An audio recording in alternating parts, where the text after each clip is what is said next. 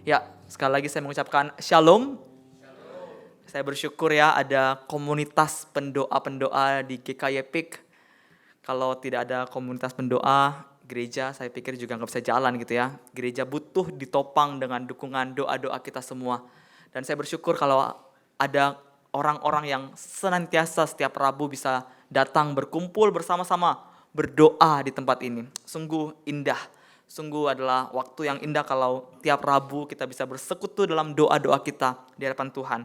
Saya menikmati sekali pujian-pujian yang kita naikkan, doa-doa yang kita naikkan juga kepada Tuhan, baik doa untuk bangsa dan negara, doa untuk gereja, dan nanti juga doa untuk orang-orang sakit. Sungguh adalah kesempatan yang indah. Hari ini kita akan melanjutkan tema kita mengenai doa syafaat.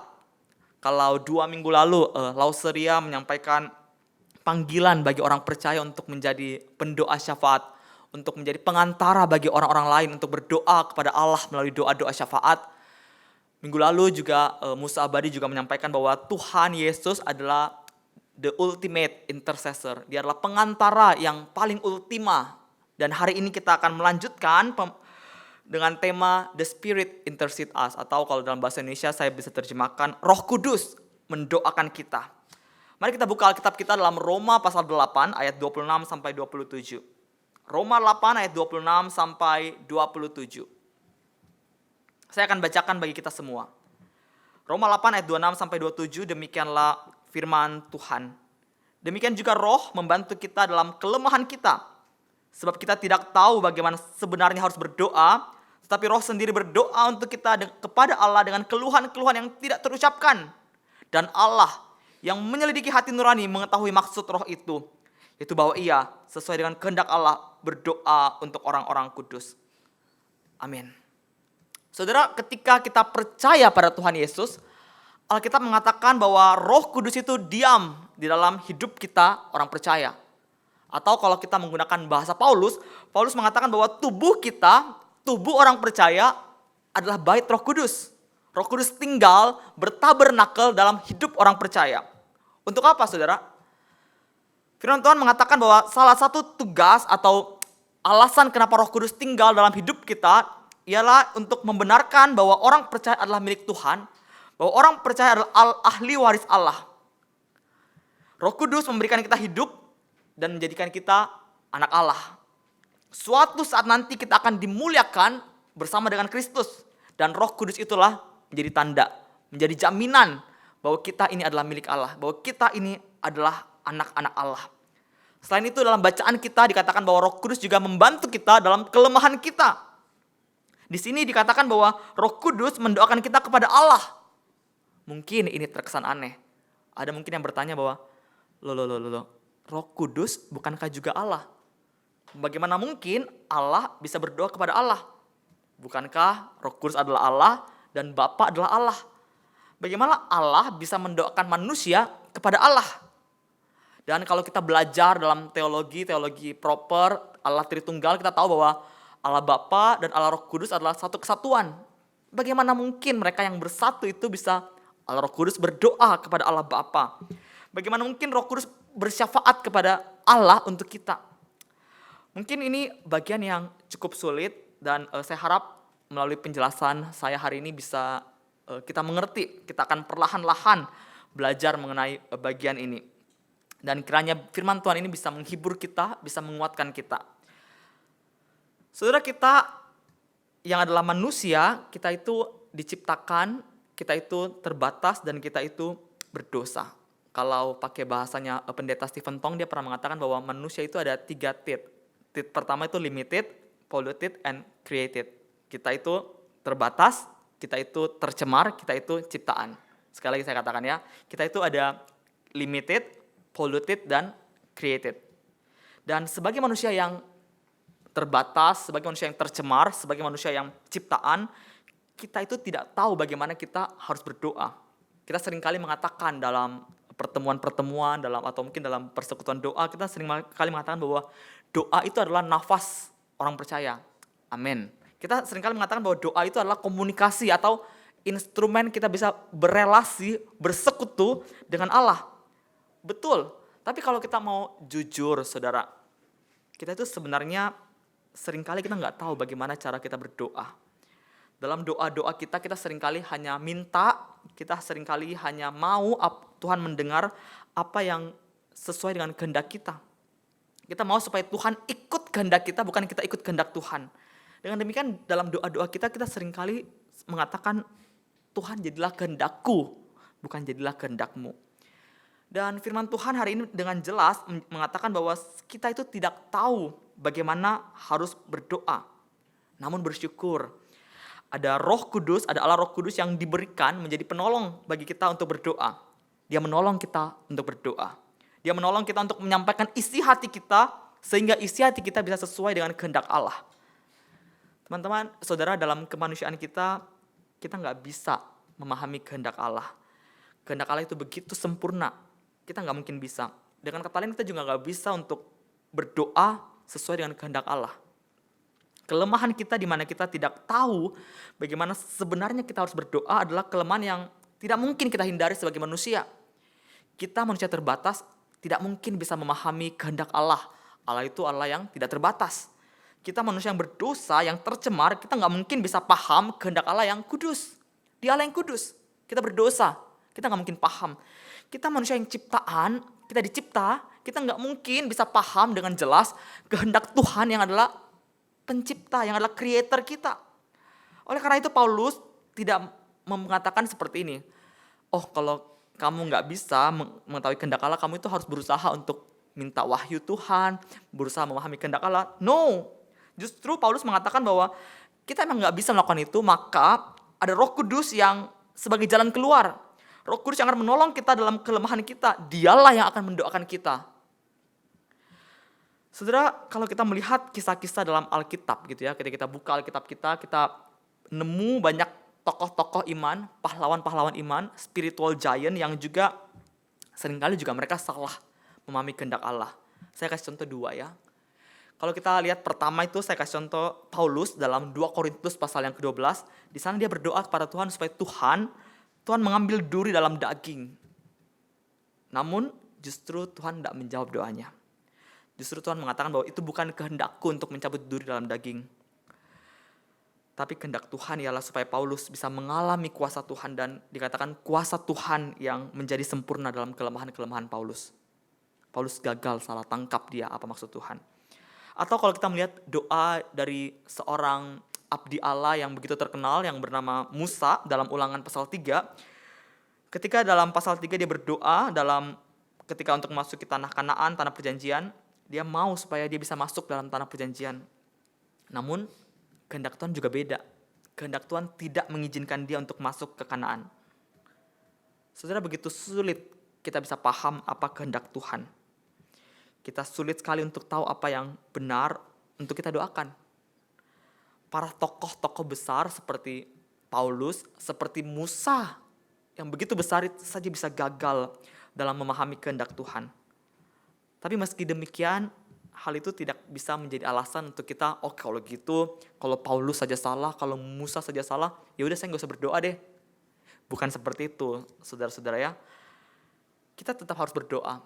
Paulus juga dalam surat-surat yang lain seringkali menasihati jemaat untuk tekun, untuk giat dalam berdoa. Kita harus berdoa dengan benar, dan karena kita nggak bisa melakukannya, ada Roh Kudus. Roh Kudus hadir, membantu kita dalam doa-doa kita. Kalau kita melihat doa ini seringkali dianggap sebagai hal yang sepele, tapi kalau kita membuka Alkitab kita bisa melihat sebenarnya dalam doa syafaat itu bukan hanya Allah Roh Kudus saja yang bekerja, tapi juga Tuhan Yesus bekerja. Saya mau ajak kita membaca dalam Ibrani pasal 7 ayat 25-26.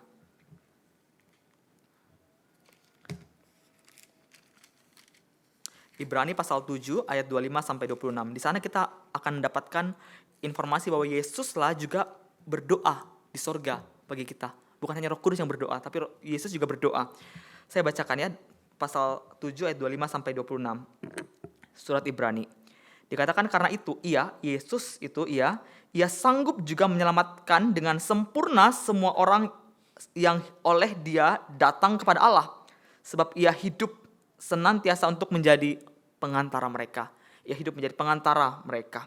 Sebab imam besar yang demikianlah yang kita perlukan, yaitu yang saleh, tanpa salah, tanpa noda, yang terpisah dari orang-orang berdosa, dan lebih tinggi daripada tingkat surga.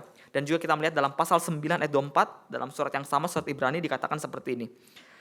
Sebab Kristus bukan masuk ke dalam tempat kudus buatan tangan manusia yang hanya merupakan gambaran saja dari yang sebenarnya, tetapi ke dalam sorga sendiri untuk menghadap hadirat Allah guna kepentingan kita. Dalam dua bagian itu kita melihat bahwa Yesus juga bersyafaat bagi kita di sorga demi kepentingan kita. Dan Roh Kudus, kalau Yesus di sorga bersyafaat, Roh Kudus dalam hidup kita juga berdoa bagi kita. Jadi kita melihat dalam doa ini ada peran Allah Tritunggal yang bersinergi untuk berdoa bagi kita. Yesus berdoa kepada Bapa di sorga, dan Roh Kudus juga berdoa kepada Bapa bagi kita dalam hati kita, dalam hidup kita. Saudara, dalam pasal 8 ayat 26 yang tadi kita baca dalam kitab Roma, di sana dikatakan bahwa Roh Kudus mendoakan kita dengan keluhan-keluhan yang tidak terucapkan. Apa maksudnya dengan keluhan yang tidak terucapkan? Saudara, frasa tidak terucapkan itu berasal dari bahasa Yunani alaletois. Dan kata ini kata yang sulit. Kenapa kata yang sulit? Karena kata ini hanya muncul satu kali dalam Alkitab. Tidak muncul lagi di bagian Alkitab lainnya. Jadi kita nggak bisa punya perbandingan. Kata ini apa maksudnya?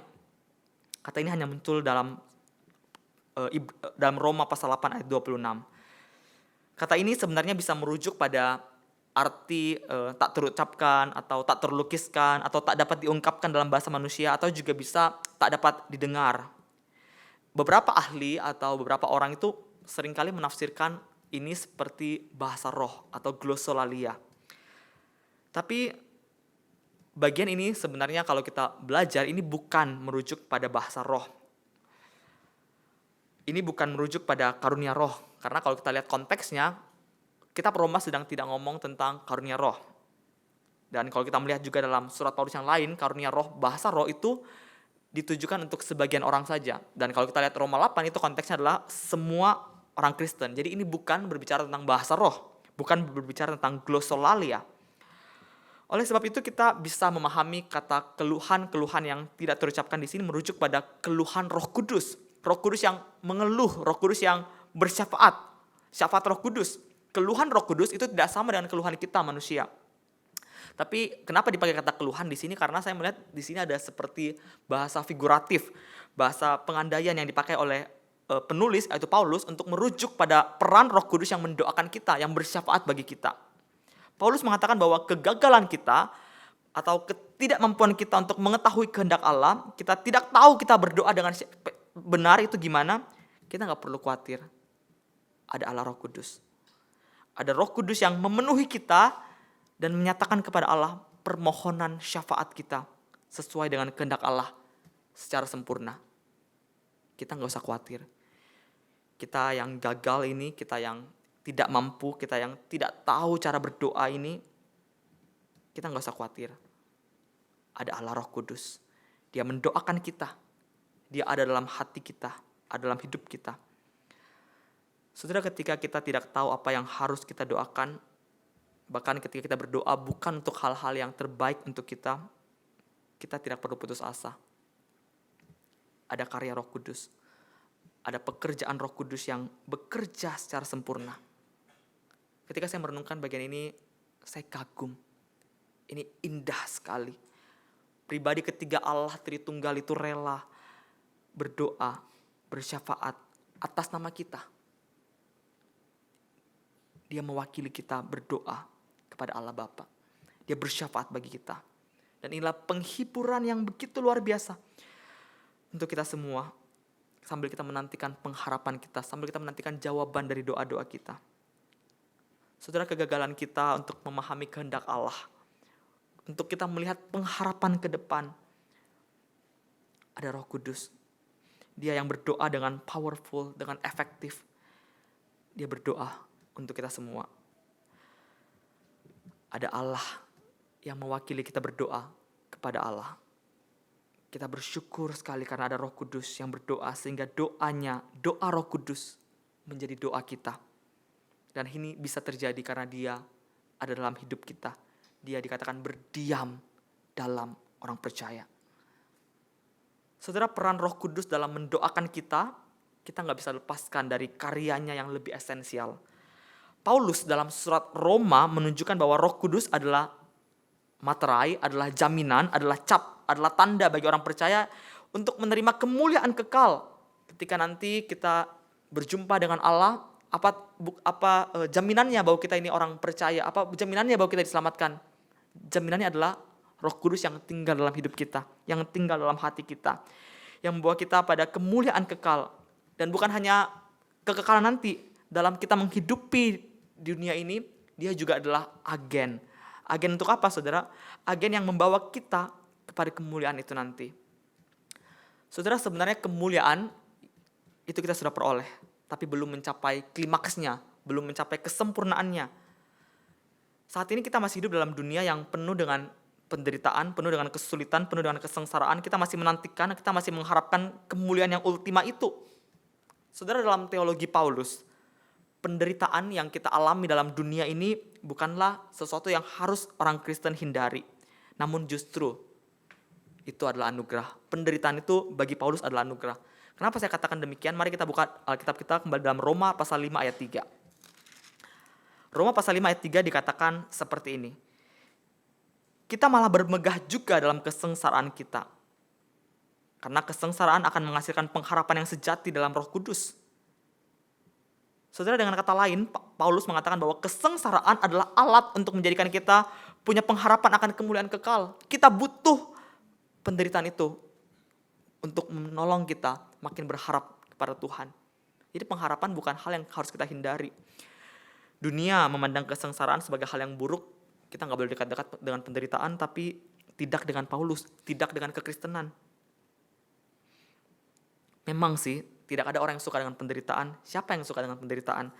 Tapi dalam Kristus, melalui kuasa Roh Kudus, kalau kita diizinkan mengalami penderitaan, kita bisa melihat penderitaan itu, kesengsaraan itu sebagai bentuk, sebagai alat yang Tuhan pakai untuk membentuk kita makin beriman kepada Dia. Dengan demikian, benarlah perkataan yang mengatakan bahwa suffering is a gift. Suffering is a privilege. Bahkan kalau kita melihat dalam Roma pasal 8 ayat 17 dikatakan di sana bahwa suffering adalah legitimasi, adalah tanda bahwa kita ini adalah anak Allah. Maksudnya apa? Saya bacakan bagi kita semua Roma 8 ayat 17. Demikianlah firman Tuhan. Dan jika kita adalah anak, maka kita juga adalah ahli waris. Maksudnya orang-orang yang berhak menerima janji-janji Allah yang akan menerimanya bersama-sama dengan Kristus, yaitu jika kita menderita bersama-sama dengan Dia, supaya kita juga dipermuliakan bersama-sama dengan Dia. Saudara, apa maksudnya? Di dalam Roh Kudus kita ini menjadi anak. Kalau kita anak, kita adalah ahli waris. Apa itu ahli waris? Ahli waris adalah kita yang menerima janji-janji Allah. Janji Allah itu adalah penderitaan bersama Kristus. Jadi maksudnya dengan kata lain di sini Paulus mengatakan bahwa ketika kita percaya kepada Kristus, kita menjadi satu dengan Dia dan kita mendapatkan warisan. Warisannya adalah penderitaan bersama Kristus. Dan juga nanti kita akan dimuliakan bersama Kristus. Jadi ketika kita mengalami penderitaan dalam Kristus, itu adalah tanda bahwa engkau dan saya adalah anak-anak Allah. Mau menerima jaminan itu? Penderitaanlah. Dalam kehidupan kita yang penuh dengan penderitaan, kita bersyukur karena kita tidak dibiarkan sendiri. Paulus juga mengatakan bahwa ada Roh Kudus yang memampukan kita berharap pada kemuliaan Allah yang kekal nanti itu. Kehadiran Roh Kudus dalam hidup kita menolong kita untuk tetap bersukacita, tetap berpengharapan di tengah-tengah penderitaan, dan memberikan kita keyakinan bahwa suatu saat nanti, meskipun sekarang saya menderita, suatu saat nanti saya akan menerima kemuliaan kekal yang tidak akan mengecewakan. Kita bersyukur ada Roh Kudus yang hidup dalam hidup kita. Dan dalam kerangka berpikir seperti inilah, orang percaya dikatakan Paulus mengeluh dalam hati sambil menantikan pengharapan pengangkatan sebagai anak, yaitu pembebasan tubuh kita. Kalau kita melihat dalam pasal 8 ini, bukan hanya orang percaya. Paulus mengatakan bahwa semua makhluk, semua ciptaan juga sama-sama mengeluh dan sama-sama merasa sakit bersalin sambil menantikan kemerdekaan, kemuliaan anak-anak Allah. Dengan demikian, kalau kita melihat dalam Roma pasal 8 yang tadi kita baca, saya akan bacakan bagi kita semua dari pasal ayat 22. Roma 8 ayat 22. Kita perhatikan ada kata keluhan muncul 3 kali. Roma 8 ayat 22 sampai 26 saya bacakan bagi kita semua. Sebab kita tahu bahwa sampai sekarang segala makhluk sama-sama mengeluh dan sama-sama merasa sakit bersalin. Dan bukan hanya mereka saja, tetapi kita adalah orang percaya, kita yang telah menerima karunia sulung roh, kita juga mengeluh dalam hati kita sambil menantikan pengangkatan sebagai anak, yaitu pembebasan tubuh kita. Sebab kita diselamatkan dalam pengharapan, tapi pengharapan yang dilihat bukan pengharapan lagi. Sebab bagaimana orang masih mengharapkan apa yang dilihatnya. Tetapi jika kita mengharapkan apa yang tidak kita lihat, kita menantikannya dengan tekun. Demikian juga roh membantu kita dalam kelemahan kita. Sebab kita tidak tahu bagaimana sebenarnya harus berdoa. Tapi roh sendiri berdoa untuk kita kepada Allah dengan keluhan-keluhan yang tidak terucapkan. Ada 3 keluhan di sana. Orang percaya mengeluh. Semua makhluk mengeluh, ciptaan mengeluh. Dan juga Roh Kudus dikatakan berdoa dengan keluhan, dengan mengeluh yang tidak terucapkan. 3 keluhan ini sama-sama keluhan yang eskatologis, keluhan yang mengharapkan, keluhan yang memandang ke depan, keluhan yang melihat pada saat di mana kemuliaan anak Allah itu dinyatakan. Saudara, Paulus mengatakan bahwa Roh Kudus menolong kita, menolong orang percaya dalam kelemahan kita. Kelemahan kita hidup dalam penderitaan. Kita mengalami sakit, kita mengalami trauma, kita mengalami depresi, kita mengalami kehilangan. Paulus mengatakan bahwa kita menantikan pengangkatan kita sebagai anak. Kita menantikan saat itu. Kita menantikan pembebasan tubuh kita. Saudara, ketika Paulus berkata seperti itu, bukan berarti saat ini kita belum jadi anak ya. Tapi kita belum sepenuhnya mengalaminya. Kita belum mencapai klimaksnya dari pengharapan eskatologis itu. Kita masih menantikan saatnya. Saat-saat pengharapan itu bisa tergenapi. Kita menantikannya. Inilah yang disebut dalam teologi sebagai already but not yet. Kita sudah terima tapi belum sampai klimaksnya. Belum sampai puncaknya. Kita belum sampai kesempurnaannya. Dalam masa kita menanti kesempurnaan kita, ada Roh Kudus yang menolong kita dalam berdoa. Kita tidak tahu bagaimana cara kita menghadapi kesengsaraan, penderitaan, pencobaan kita. Kita tidak paham bagaimana pengalaman dalam tubuh kita yang fana ini bisa menuju kemuliaan yang Allah inginkan dalam diri kita. Kita nggak tahu. Tapi puji Tuhan, ada Roh Kudus. Roh Kudus adalah penjamin kemuliaan itu.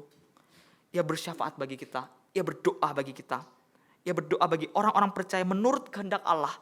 Sehingga Allah dapat menghasilkan kemuliaan melalui segala sesuatu yang kita hadapi. Saudara, apa maksudnya Roh Kudus mendoakan kita sesuai dengan kehendak Allah? Di ayat 27, Paulus mengatakan bahwa Allah mengetahui maksud roh. Maksud di sini, kalau kita lihat dalam versi bahasa Inggris, biasa diterjemahkan juga sebagai mindset atau pikiran. Apa itu mindset Roh Kudus? Apa itu pikiran Roh Kudus? Kita bisa melihatnya dalam ayat 6. Ayat 6 menjelaskan kepada kita bahwa keinginan roh adalah hidup dan damai sejahtera. Dan mindset itulah, pikiran itulah yang dimanifestasikan di dalam diri orang percaya melalui ketekunan mereka dalam pencobaan. Ketaatan iman mereka ini yang juga berdasarkan mindset hidup dan damai sejahtera adalah dasar dari keluhan kita sambil kita menantikan dan mengharapkan kemuliaan kekal nanti. Itu dimanifestasikan dalam doa Roh Kudus atas nama orang-orang percaya. Sehingga dapat dikatakan bahwa Roh Kudus yang punya mindset seperti Allah, mindset hidup dan damai sejahtera, itu adalah mindset itulah yang berdoa kepada Allah. Sehingga doa Roh Kudus pasti sesuai dengan kehendak Allah. Saudara, adakah engkau bersyukur akan hal tersebut? Doa Roh Kudus bersatu dengan kita. Sehingga doa Roh Kudus menjadi doa kita. Dalam perjalanan kita hidup di dunia ini, kita merindukan masa-masa pengharapan eskatologis itu tiba. Kita menantikan kapan Tuhan datang dengan penuh kemuliaannya. Kita merindukan partisipasi penuh dalam kemuliaan kekal nanti. Karena itulah tujuan kita pertama kali diciptakan. Tapi karena kita ini terbatas, karena kita ini berdosa, kita tidak tahu apa yang Allah lakukan dalam segala situasi kita. Bagaimana situasi kita saat ini bisa punya maksud untuk kekekalan nanti. Kita nggak tahu itu semuanya. kita bingung, kita khawatir, kita takut, kita tidak tahu bagaimana kita harus berdoa. Tapi puji Tuhan, ada Roh Kudus. Ketika engkau mengalami penderitaan, kesengsaraan, pencobaan, engkau bahkan tidak bisa berdoa, engkau takut, engkau khawatir, ada Allah Roh Kudus. Roh Kudus yang menerjemahkan keluhan kita akan kemuliaan. Kita menantikan kemuliaan itu karena kita hidup dalam dunia penuh penderitaan. Kita menantikan kapan Tuhan datang, kapan kita bebas dari penderitaan ini. Ada Roh Kudus yang menerjemahkan keluhan kita kepada Bapa. Betapa indahnya hal ini. Keluhan kita menjadi keluhan Roh Kudus. Doa kita menjadi doa Roh Kudus yang dinyatakan Roh kepada Bapa dalam doa-doa Roh Kudus. Dia bertindak dalam doa-doa kita. Hingga pada akhirnya kita mendapatkan kemuliaan Allah yang kita nantikan. Saudara, pola pikir Roh Kudus yang ada dalam diri kita, kiranya itulah yang menolong kita berharap akan kehidupan, akan kemuliaan masa depan nanti. Dengan demikian kita bisa tenang, kita bisa aman dalam dunia yang penuh dengan penderitaan ini. Meski kita hidup dalam dunia ini, kita punya jaminan. Kita percaya bahwa apapun yang kita alami mendatangkan kebaikan. Kenapa? Karena Roh Kudus berdoa bagi kita. Firman Tuhan dalam Roma 8 ayat 28 yang sangat terkenal, yang mungkin sebagian kita hafal berkata seperti ini. Kita tahu sekarang bahwa Allah turut bekerja dalam segala sesuatu untuk mendatangkan kebaikan bagi mereka yang mengasihi Dia, yaitu bagi mereka yang terpanggil sesuai dengan rencana Allah. Doa Roh Kudus yang menurut kehendak Allah berarti bahwa Ia bersyafaat bagi kita sesuai dengan karakter, sesuai dengan natur, sesuai dengan tujuan Allah. Dan Dia bukan hanya bersyafaat bagi kita, tapi Dia juga bertindak untuk mewujudkan doa-doanya dalam hidup kita. Segala sesuatu yang kita alami, penderitaan yang kita alami, kesulitan yang kita alami, yang kita menantikan saat-saat kekekalan itu terjadi, kita percaya bahwa segala sesuatu itu mendatangkan kebaikan. Kita bisa tenang karena itu. Kita bisa tenang karena Dia, di dalam Dia, segala sesuatu yang buruk, yang kita pikir buruk, itu mendatangkan kebaikan. Tuhan bekerja melalui itu semua menjadikan kita serupa dengan gambar Yesus dan membawa kita ke dalam kemuliaan kekal nanti. Saudara, bagaimana dengan kehidupan doamu sekarang? Apakah engkau sedang berada dalam kondisi di mana engkau sulit untuk berdoa? Apakah itu mungkin karena penderitaanmu? Apakah engkau mungkin baru saja mengalami kehilangan orang-orang yang engkau kasihi? Apakah engkau sedang takut akan masa depanmu? Apa engkau sedang bingung, bimbang karena engkau sedang dalam tahap di mana engkau harus mengambil keputusan yang begitu besar dan mempengaruhi kehidupanmu? Engkau mungkin datang kepada Tuhan, tapi engkau sulit berkata-kata karena beratnya pergumulanmu. Mungkin pergumulanmu buat engkau ketika datang kepada Tuhan, engkau hanya bisa diam dan meneteskan air mata. Tapi firman Tuhan hari ini mengingatkan kita, mari kita tetap berdoa kepada Tuhan, kita datang kepada Tuhan.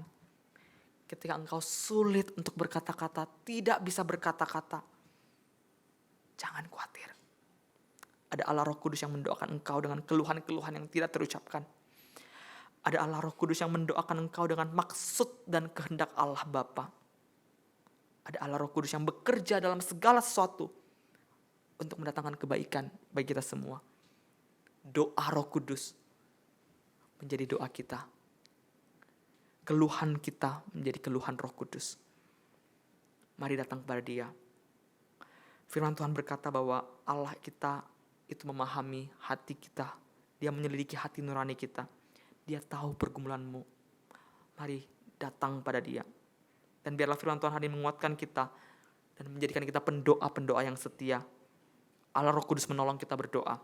Dan Allah Roh Kudus juga mendoakan kita. Amin. Saudara, mari dalam waktu 1-2 menit ini kita berdoa secara pribadi kepada Tuhan. Kita datang kepada Tuhan dengan keluhan-keluhan kita. Mungkin kau sulit untuk berdoa, tapi datanglah pada Tuhan.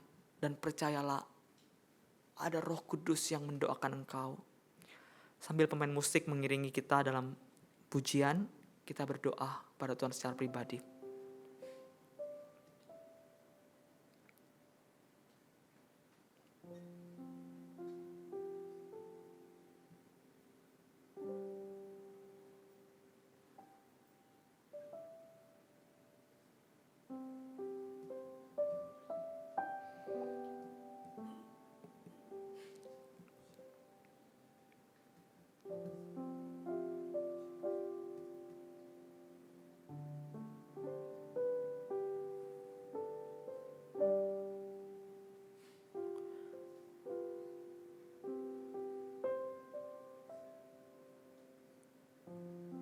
Tuhan, terima kasih. Karena dalam kehidupan kami di dunia ini, kami yang terbatas, kami tidak bisa memahami Engkau. Ada Roh Kudus yang paham dengan Engkau, yang ada dalam hidup kami yang berdoa kepada Engkau. Dalam perjalanan kami dalam dunia yang penuh dengan kesulitan, kesengsaraan, penderitaan ini, kami percaya bahwa kami tidak sendiri. Ada Allah Roh Kudus yang hidup dalam hati kami, yang senantiasa berdoa bagi kami. Kami percaya bahwa segala sesuatu yang kami alami dalam dunia ini, beratnya hidup kami, kesulitan kami, pergumulan kami, mungkin ada sebagian dari kami yang baru saja kehilangan orang-orang yang kami kasihi. Tapi kami percaya bahwa ada Allah Roh Kudus yang hidup dalam hati kami, mendoakan kami, sehingga segala sesuatu yang kami alami itu mendatangkan kebaikan bagi kami. Thank you Tuhan, thank you. Kami bersyukur untuk firman-Mu hari ini yang menghibur kami, menguatkan kami. Dan biarlah firman Tuhan hari ini bisa menjadikan kami menjadi orang-orang yang semakin punya pengharapan dalam Engkau. Demi Yesus kami berdoa. Amin. Saya serahkan kepada Musa Daniel.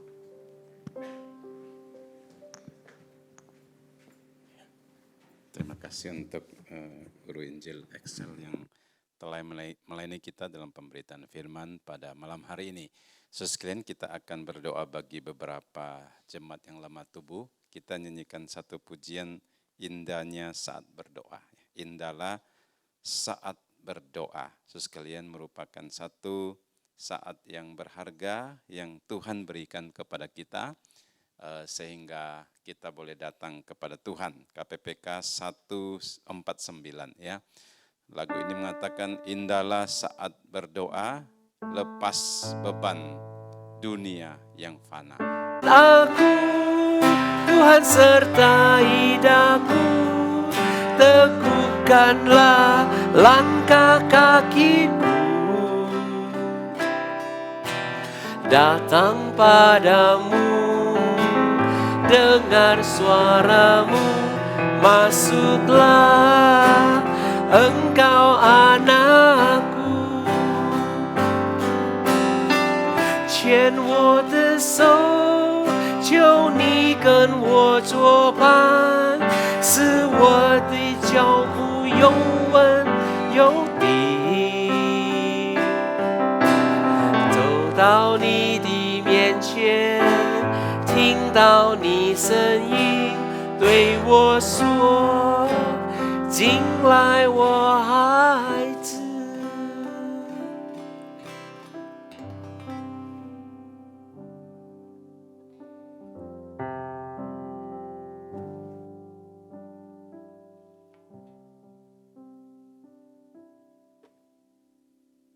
Ya, mari kita bersatu dalam doa.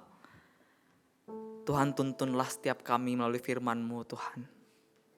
Kami butuh firman-Mu yang menerangi setiap jalan kami, setiap langkah kami, Tuhan.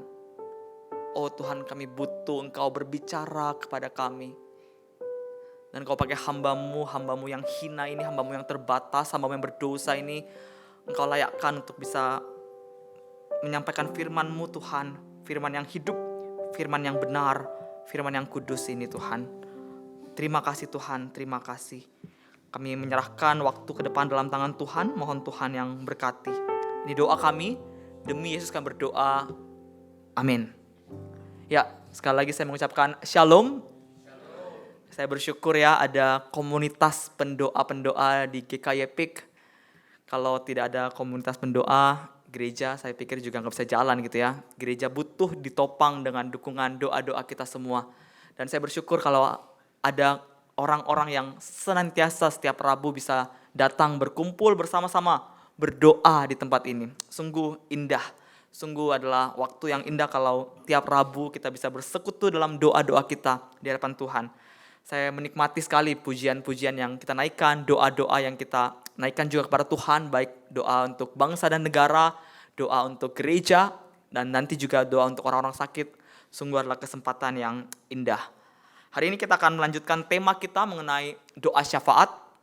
Kalau 2 minggu lalu Lauseria menyampaikan panggilan bagi orang percaya untuk menjadi pendoa syafaat, untuk menjadi pengantara bagi orang-orang lain untuk berdoa kepada Allah melalui doa-doa syafaat. Minggu lalu juga Musa Abadi juga menyampaikan bahwa Tuhan Yesus adalah the ultimate intercessor. Dia adalah pengantara yang paling ultima. Dan hari ini kita akan melanjutkan dengan tema The Spirit Intercede Us, atau kalau dalam bahasa Indonesia saya bisa terjemahkan Roh Kudus mendoakan kita. Mari kita buka Alkitab kita dalam Roma pasal 8 ayat 26 sampai 27. Roma 8 ayat 26 sampai 27. Saya akan bacakan bagi kita semua. Roma 8 ayat 26 sampai 27, demikianlah firman Tuhan. Demikian juga Roh membantu kita dalam kelemahan kita. Sebab kita tidak tahu bagaimana sebenarnya harus berdoa, tetapi Roh sendiri berdoa untuk kita kepada Allah dengan keluhan-keluhan yang tidak terucapkan. Dan Allah yang menyelidiki hati nurani mengetahui maksud Roh itu, yaitu bahwa Ia sesuai dengan kehendak Allah berdoa untuk orang-orang kudus. Amin. Saudara, ketika kita percaya pada Tuhan Yesus, Alkitab mengatakan bahwa Roh Kudus itu diam di dalam hidup kita orang percaya. Atau kalau kita menggunakan bahasa Paulus, Paulus mengatakan bahwa tubuh kita, tubuh orang percaya adalah bait Roh Kudus. Roh Kudus tinggal bertabernakel dalam hidup orang percaya. Untuk apa, saudara? Firman Tuhan mengatakan bahwa salah satu tugas atau alasan kenapa Roh Kudus tinggal dalam hidup kita ialah untuk membenarkan bahwa orang percaya adalah milik Tuhan, bahwa orang percaya adalah ahli waris Allah. Roh Kudus memberikan kita hidup dan menjadikan kita anak Allah. Suatu saat nanti kita akan dimuliakan bersama dengan Kristus, dan Roh Kudus itulah menjadi tanda, menjadi jaminan bahwa kita ini adalah milik Allah, bahwa kita ini adalah anak-anak Allah. Selain itu dalam bacaan kita dikatakan bahwa Roh Kudus juga membantu kita dalam kelemahan kita. Di sini dikatakan bahwa Roh Kudus mendoakan kita kepada Allah. Mungkin ini terkesan aneh. Ada mungkin yang bertanya bahwa, Roh Kudus bukankah juga Allah? Bagaimana mungkin Allah bisa berdoa kepada Allah? Bukankah Roh Kudus adalah Allah dan Bapa adalah Allah? Bagaimana Allah bisa mendoakan manusia kepada Allah? Dan kalau kita belajar dalam teologi proper Allah Tritunggal, kita tahu bahwa Allah Bapa dan Allah Roh Kudus adalah satu kesatuan. Bagaimana mungkin mereka yang bersatu itu bisa Allah Roh Kudus berdoa kepada Allah Bapa? Bagaimana mungkin Roh Kudus bersyafaat kepada Allah untuk kita? Mungkin ini bagian yang cukup sulit dan saya harap melalui penjelasan saya hari ini bisa kita mengerti, kita akan perlahan-lahan belajar mengenai bagian ini. Dan kiranya firman Tuhan ini bisa menghibur kita, bisa menguatkan kita. Saudara, kita yang adalah manusia, kita itu diciptakan, kita itu terbatas dan kita itu berdosa. Kalau pakai bahasanya pendeta Stephen Tong, dia pernah mengatakan bahwa manusia itu ada 3 tit. Tit pertama itu limited, polluted, and created. Kita itu terbatas, kita itu tercemar, kita itu ciptaan.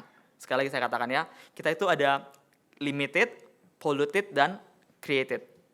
Dan sebagai manusia yang terbatas, sebagai manusia yang tercemar, sebagai manusia yang ciptaan, kita itu tidak tahu bagaimana kita harus berdoa.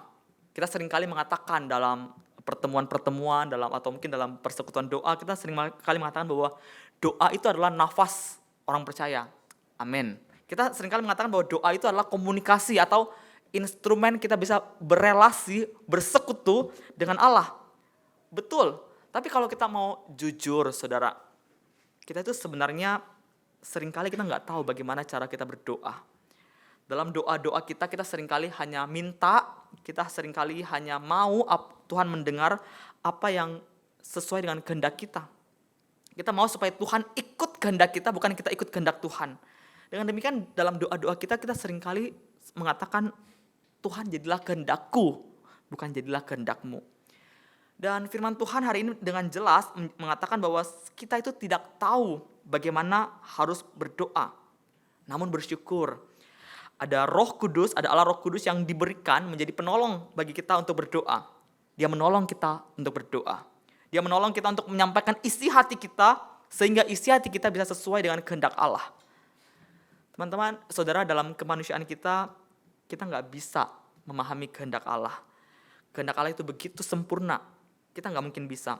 Dengan kata lain, kita juga nggak bisa untuk berdoa sesuai dengan kehendak Allah. Kelemahan kita di mana kita tidak tahu bagaimana sebenarnya kita harus berdoa adalah kelemahan yang tidak mungkin kita hindari sebagai manusia. Kita manusia terbatas, tidak mungkin bisa memahami kehendak Allah. Allah itu Allah yang tidak terbatas. Kita manusia yang berdosa, yang tercemar, kita nggak mungkin bisa paham kehendak Allah yang kudus. Dia Allah yang kudus. Kita berdosa, kita nggak mungkin paham. Kita manusia yang ciptaan, kita dicipta, kita nggak mungkin bisa paham dengan jelas kehendak Tuhan yang adalah pencipta, yang adalah creator kita. Oleh karena itu Paulus tidak mengatakan seperti ini. Oh, kalau kamu nggak bisa mengetahui kehendak Allah, kamu itu harus berusaha untuk minta wahyu Tuhan, berusaha memahami kehendak Allah. No, justru Paulus mengatakan bahwa kita emang nggak bisa melakukan itu, maka ada Roh Kudus yang sebagai jalan keluar. Roh Kudus yang akan menolong kita dalam kelemahan kita. Dialah yang akan mendoakan kita. Saudara, kalau kita melihat kisah-kisah dalam Alkitab gitu ya, ketika kita buka Alkitab kita nemu banyak tokoh-tokoh iman, pahlawan-pahlawan iman, spiritual giant yang juga seringkali juga mereka salah memahami kehendak Allah. Saya kasih contoh 2 ya. Kalau kita lihat pertama itu saya kasih contoh Paulus dalam 2 Korintus pasal yang ke-12. Di sana dia berdoa kepada Tuhan supaya Tuhan mengambil duri dalam daging. Namun justru Tuhan tidak menjawab doanya. Justru Tuhan mengatakan bahwa itu bukan kehendakku untuk mencabut duri dalam daging. Tapi kehendak Tuhan ialah supaya Paulus bisa mengalami kuasa Tuhan, dan dikatakan kuasa Tuhan yang menjadi sempurna dalam kelemahan-kelemahan Paulus.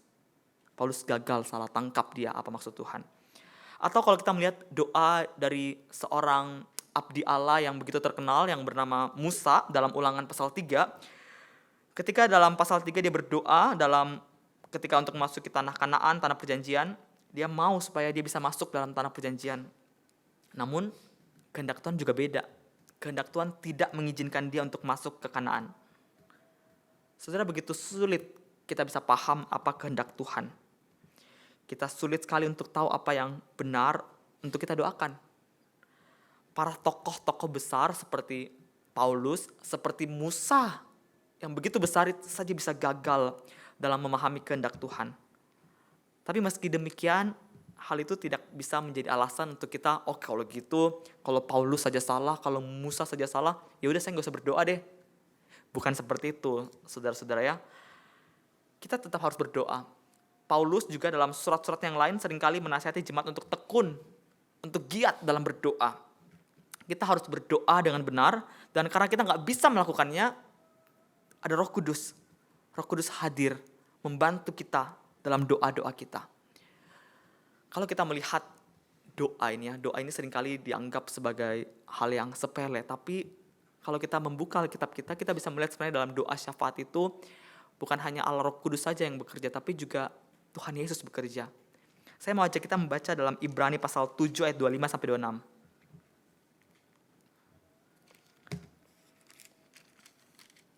Ibrani pasal 7 ayat 25 sampai 26. Di sana kita akan mendapatkan informasi bahwa Yesuslah juga berdoa di sorga bagi kita. Bukan hanya Roh Kudus yang berdoa, tapi Yesus juga berdoa. Saya bacakan ya, pasal 7 ayat 25 sampai 26. Surat Ibrani. Dikatakan karena itu Yesus sanggup juga menyelamatkan dengan sempurna semua orang yang oleh Dia datang kepada Allah. Sebab Ia hidup senantiasa untuk menjadi pengantara mereka. Ia hidup menjadi pengantara mereka. Sebab imam besar yang demikianlah yang kita perlukan, yaitu yang saleh, tanpa salah, tanpa noda, yang terpisah dari orang-orang berdosa, dan lebih tinggi daripada tingkat surga. Dan juga kita melihat dalam pasal 9 ayat 24, dalam surat yang sama, surat Ibrani, dikatakan seperti ini. Sebab Kristus bukan masuk ke dalam tempat kudus buatan tangan manusia yang hanya merupakan gambaran saja dari yang sebenarnya, tetapi ke dalam sorga sendiri untuk menghadap hadirat Allah guna kepentingan kita. Dalam dua bagian itu kita melihat bahwa Yesus juga bersyafaat bagi kita di sorga demi kepentingan kita. Dan Roh Kudus, kalau Yesus di sorga bersyafaat, Roh Kudus dalam hidup kita juga berdoa bagi kita. Jadi kita melihat dalam doa ini ada peran Allah Tritunggal yang bersinergi untuk berdoa bagi kita. Yesus berdoa kepada Bapa di sorga, dan Roh Kudus juga berdoa kepada Bapa bagi kita dalam hati kita, dalam hidup kita. Saudara, dalam pasal 8 ayat 26 yang tadi kita baca dalam kitab Roma, di sana dikatakan bahwa Roh Kudus mendoakan kita dengan keluhan-keluhan yang tidak terucapkan. Apa maksudnya dengan keluhan yang tidak terucapkan? Saudara, frasa tidak terucapkan itu berasal dari bahasa Yunani alaletois. Dan kata ini kata yang sulit. Kenapa kata yang sulit? Karena kata ini hanya muncul satu kali dalam Alkitab. Tidak muncul lagi di bagian Alkitab lainnya. Jadi kita nggak bisa punya perbandingan. Kata ini apa maksudnya? Kata ini hanya muncul dalam Roma pasal 8 ayat 26. Kata ini sebenarnya bisa merujuk pada arti tak terucapkan atau tak terlukiskan atau tak dapat diungkapkan dalam bahasa manusia, atau juga bisa tak dapat didengar. Beberapa ahli atau beberapa orang itu seringkali menafsirkan ini seperti bahasa roh atau glossolalia.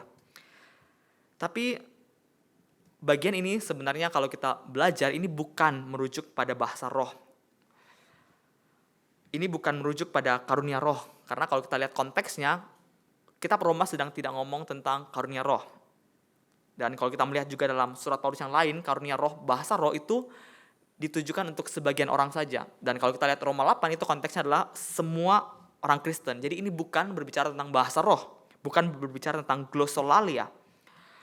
Oleh sebab itu kita bisa memahami kata keluhan-keluhan yang tidak terucapkan di sini merujuk pada keluhan Roh Kudus. Roh Kudus yang mengeluh, Roh Kudus yang bersyafaat, syafaat Roh Kudus.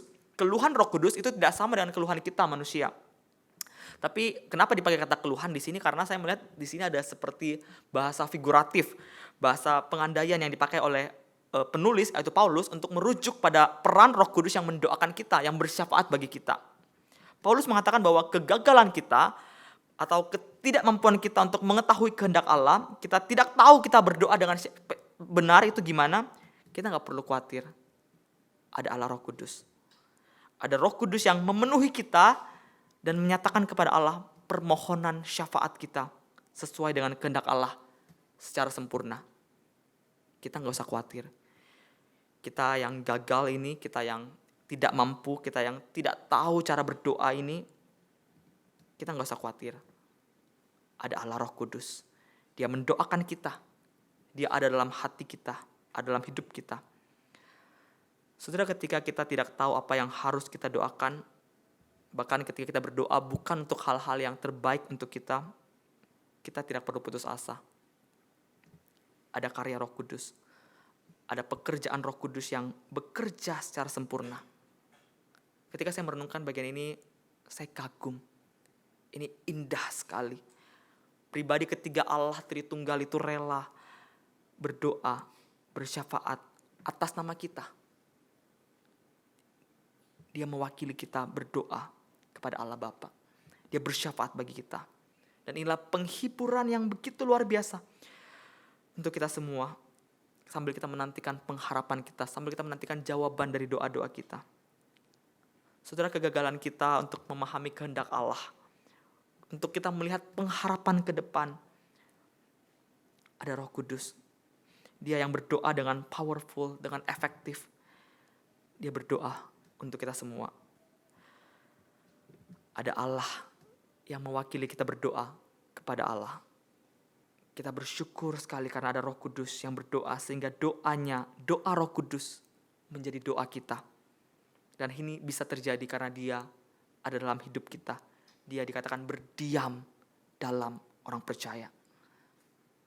Saudara, peran Roh Kudus dalam mendoakan kita nggak bisa lepaskan dari karyanya yang lebih esensial. Paulus dalam surat Roma menunjukkan bahwa Roh Kudus adalah materai, adalah jaminan, adalah cap, adalah tanda bagi orang percaya untuk menerima kemuliaan kekal. Ketika nanti kita berjumpa dengan Allah, apa jaminannya bahwa kita ini orang percaya? Apa jaminannya bahwa kita diselamatkan? Jaminannya adalah Roh Kudus yang tinggal dalam hidup kita, yang tinggal dalam hati kita, yang membawa kita pada kemuliaan kekal. Dan bukan hanya kekekalan nanti, dalam kita menghidupi dunia ini, dia juga adalah agen. Agen untuk apa, saudara? Agen yang membawa kita kepada kemuliaan itu nanti. Saudara, sebenarnya kemuliaan itu kita sudah peroleh, tapi belum mencapai klimaksnya, belum mencapai kesempurnaannya. Saat ini kita masih hidup dalam dunia yang penuh dengan penderitaan, penuh dengan kesulitan, penuh dengan kesengsaraan. Kita masih menantikan, kita masih mengharapkan kemuliaan yang ultima itu. Saudara, dalam teologi Paulus, penderitaan yang kita alami dalam dunia ini bukanlah sesuatu yang harus orang Kristen hindari. Namun justru itu adalah anugerah. Penderitaan itu bagi Paulus adalah anugerah.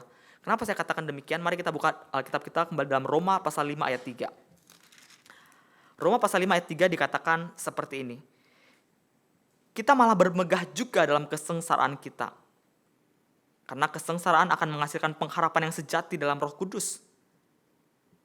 Saudara, dengan kata lain, Paulus mengatakan bahwa kesengsaraan adalah alat untuk menjadikan kita punya pengharapan akan kemuliaan kekal. Kita butuh penderitaan itu untuk menolong kita makin berharap kepada Tuhan. Jadi pengharapan bukan hal yang harus kita hindari. Dunia memandang kesengsaraan sebagai hal yang buruk. Kita nggak boleh dekat-dekat dengan penderitaan, tapi tidak dengan Paulus, tidak dengan kekristenan.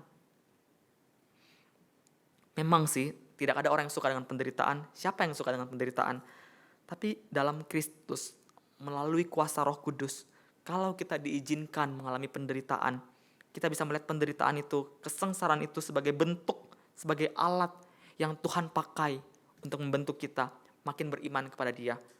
Dengan demikian, benarlah perkataan yang mengatakan bahwa suffering is a gift. Suffering is a privilege. Bahkan kalau kita melihat dalam Roma pasal 8 ayat 17 dikatakan di sana bahwa suffering adalah legitimasi, adalah tanda bahwa kita ini adalah anak Allah. Maksudnya apa? Saya bacakan bagi kita semua Roma 8 ayat 17. Demikianlah firman Tuhan. Dan jika kita adalah anak, maka kita juga adalah ahli waris. Maksudnya orang-orang yang berhak menerima janji-janji Allah yang akan menerimanya bersama-sama dengan Kristus, yaitu jika kita menderita bersama-sama dengan Dia, supaya kita juga dipermuliakan bersama-sama dengan Dia. Saudara, apa maksudnya? Di dalam Roh Kudus kita ini menjadi anak. Kalau kita anak, kita adalah ahli waris. Apa itu ahli waris? Ahli waris adalah kita yang menerima janji-janji Allah. Janji Allah itu adalah penderitaan bersama Kristus. Jadi maksudnya dengan kata lain di sini Paulus mengatakan bahwa ketika kita percaya kepada Kristus, kita menjadi satu dengan Dia dan kita mendapatkan warisan. Warisannya adalah penderitaan bersama Kristus. Dan juga nanti kita akan dimuliakan bersama Kristus. Jadi ketika kita mengalami penderitaan dalam Kristus, itu adalah tanda bahwa engkau dan saya adalah anak-anak Allah. Mau menerima jaminan itu? Penderitaanlah. Dalam kehidupan kita yang penuh dengan penderitaan, kita bersyukur karena kita tidak dibiarkan sendiri. Paulus juga mengatakan bahwa ada Roh Kudus yang memampukan kita berharap pada kemuliaan Allah yang kekal nanti itu. Kehadiran Roh Kudus dalam hidup kita menolong kita untuk tetap bersukacita, tetap berpengharapan di tengah-tengah penderitaan, dan memberikan kita keyakinan bahwa suatu saat nanti, meskipun sekarang saya menderita, suatu saat nanti saya akan menerima kemuliaan kekal yang tidak akan mengecewakan. Kita bersyukur ada Roh Kudus yang hidup dalam hidup kita. Dan dalam kerangka berpikir seperti inilah, orang percaya dikatakan Paulus mengeluh dalam hati sambil menantikan pengharapan pengangkatan sebagai anak, yaitu pembebasan tubuh kita. Kalau kita melihat dalam pasal 8 ini, bukan hanya orang percaya. Paulus mengatakan bahwa semua makhluk, semua ciptaan juga sama-sama mengeluh dan sama-sama merasa sakit bersalin sambil menantikan kemerdekaan, kemuliaan anak-anak Allah. Dengan demikian, kalau kita melihat dalam Roma pasal 8 yang tadi kita baca, saya akan bacakan bagi kita semua dari pasal ayat 22. Roma 8 ayat 22. Kita perhatikan ada kata keluhan muncul 3 kali. Roma 8 ayat 22 sampai 26 saya bacakan bagi kita semua. Sebab kita tahu bahwa sampai sekarang segala makhluk sama-sama mengeluh dan sama-sama merasa sakit bersalin. Dan bukan hanya mereka saja, tetapi kita adalah orang percaya, kita yang telah menerima karunia sulung roh, kita juga mengeluh dalam hati kita sambil menantikan pengangkatan sebagai anak, yaitu pembebasan tubuh kita. Sebab kita diselamatkan dalam pengharapan, tapi pengharapan yang dilihat bukan pengharapan lagi.